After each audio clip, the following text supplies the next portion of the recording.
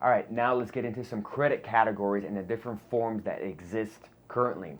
The first one, which is one of the most common, is revolving credits. Many credit cards fall into this category, but let's just say this credit card issues you a $1,000 limit, which is the maximum that they're allowing you to use.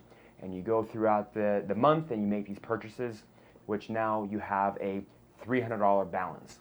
So if you went and now bought that new shirt, that candy, or that new shoes, and you use your credit card, this particular form of credit doesn't, you don't need to pay it off immediately.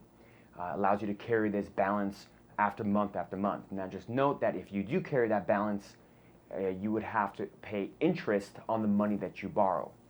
A general rule of thumb is you don't want to go over 30% of the usage. So if that $1,000 limit, $300 balance, don't ever max it out. Keep a small balance, and you always want to keep them active. Next is your charge cards. Very similar to the revolving category. A charge card you have to pay off at the end of the month. Okay, so you can't carry that balance. Lots of charge cards give you higher limits, of course, when you establish that credit worthiness. By the end of the month, you have to fork the whole entire bill. Next is your installment loans.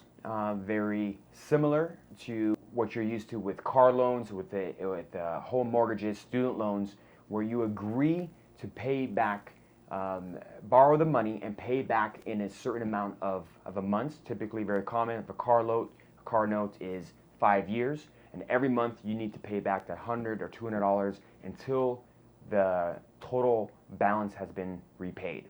Next is your service credit. So these type of credit doesn't really report to your credit bureaus, but you have your most common ones: utility bills, gym memberships, cell phones, that you agree to pay them a certain amount based upon what the service that you're using. But if you don't pay them for any reasons, they can sell that debt to a collection agency, which will then report to the credit bureaus and affect your credit scores. Okay, so now we're going to dive deeper into the credit bureaus of why do they exist. So there's three major ones currently. There's Experian, Equifax, and TransUnion. They're all publicly traded. They are more or less a data center that collect information from all creditors, and the information that they report, they gather, and then they have certain algorithms that then dictates the scores and the history that allows the public to make decisions on lending you and extending you credit in the future. So how do the credit bureaus work, right? The information they receive from credit-related data from all the companies and lenders that you do business with will all get aggregated and be sent to each credit bureau.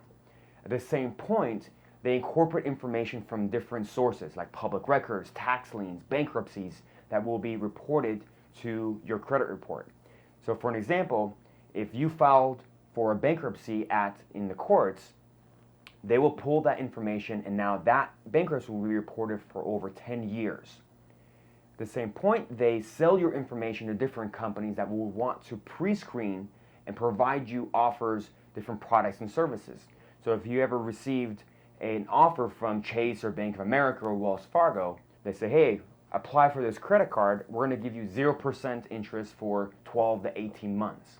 Well, how do they receive that information? The credit bureaus will sell that data to different companies, which will then allow them to offer and mail you different products and services.